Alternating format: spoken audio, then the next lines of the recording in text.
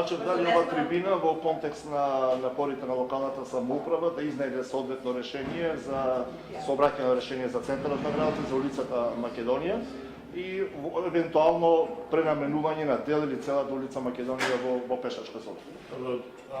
Малку да ги фокусираме и да ги конкретизираме работите. Ова е една презентација која што денес заедно со архитектонскиот факултет од Скопје, знаете дека ние имаме подпишано меморандум за долгорочна соработка со нив. Една презентација која што се врши во рамките на тренинг програмата за урбан холистички пристап, која што понатака би требало да предизвика и се разбира со многу други чекори, да предизвика и донесување на интегрирана урбана стратегија за развој на градот Охрид. Во случајов две вработени од општината Охрид си аплицираат, добија средства во рамките на тренинг програмата преку архитектонскиот факултет и учествуваат на неколку работилници и семинари низ светот во кои што изработуваат одреден проект, а тие си го избраја сами проектот, тоа е за уредувањето на улицата Кеј Македонија, кој што не мора да значи дека ќе се одвива оваа година или наредната година, туку е еден проект кој што го планира општината за наредните години. Началник, бидејќи добро актуелно прашање и изградбата на регионална депонија во Деварца, вие вчера можевме да видиме таму, кој е ставот на општина Охрид, дали вие сте против изградба на регионална депонија во Деварца или го поддржувате тој проект на Министерството за животна средина? Морална подршка е вчера таму. Значи, не сакам да се мешаат работите во контекстот на регионалната депонија, заради тоа што регионална депонија ќе има и мора да има.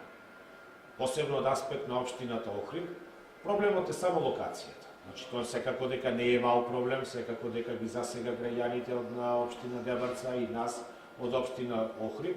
Значи, да не ги мешаме работите, дали ќе има регионална депонија или не. Регионална депонија мора да има. И вие многу добро знаете дека ние под УНЕСКО сме притиснати да го донесеме и планот и стратегијата за управување со Охридското езеро, кое што е всушност основа. Ако немаме план, немаме ни на кој начин да управуваме со езерото. Сметам дека треба да има корекции во физибилити студијата и тие корекции најверојатно кога ќе се седне на маса ресорното министерство, премиерот Заев и представниците на општините од југозападниот регион, која ќе седнеме и која ќе има една добра елаборација на физибилити студијата за регионалната депонија, дека ќе дојдеме до едно заедничко решение кое што ќе е во интерес на сите граѓани. Вие сте конкретно против Дебарца, Значи, ставот не можам се до оној момент да го кажам, се додека не седнеме сите да разговараме. Смета дека треба да се седне да се разговара, повторно да се разгледа студијата. Све е до разговор.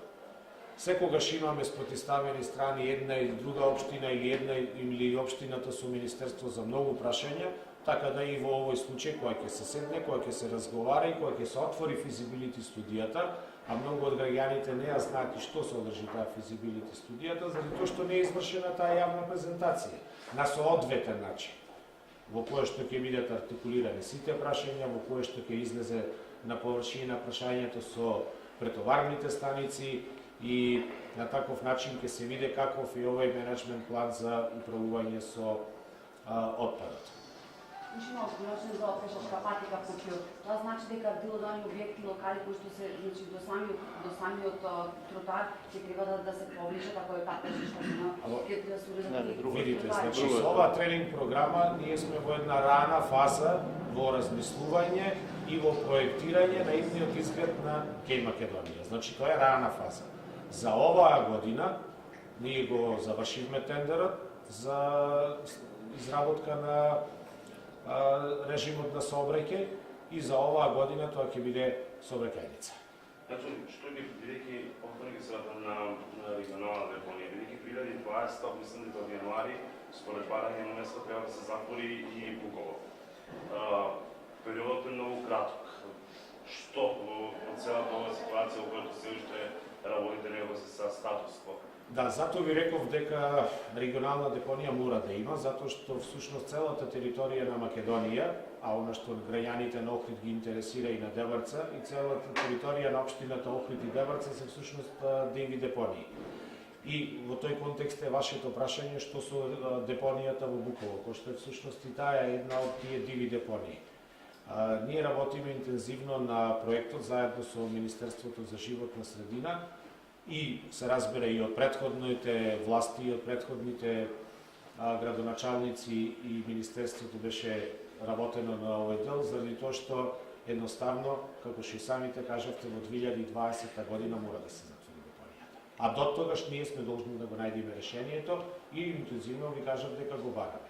И во однос на чистењето на нелегалната депонија во Малуцкер, која што понатака треба да представува индустријска зона и понатака и друга развојна зона, така да очекуваме дека со Министерството за животна средина во најскор можем ќе го завршиме тоа и ќе го затвориме тоа прашање.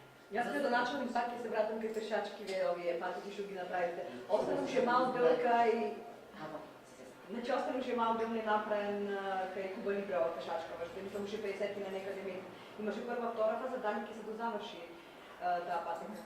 Секако дека ќе се дозаврши таа патека во оној момент кога ќе биде довршен проектот за таа патека и кога ќе бидат регулирани имотно-правните односи. Значи не мора да се брза, имаме и други доста ургентни прашања. Тоа е мал дел граначник на самиот киош што се врти према и некс така? Да. Малку остана. Околу обештетувањето, дали се изготви целосна документација или ја доставија овие што има од времето што треба да бидат обештетени, дали наскоро ќе се најде на седница на совет? Секако, значи кога ќе заврши периодот во кој што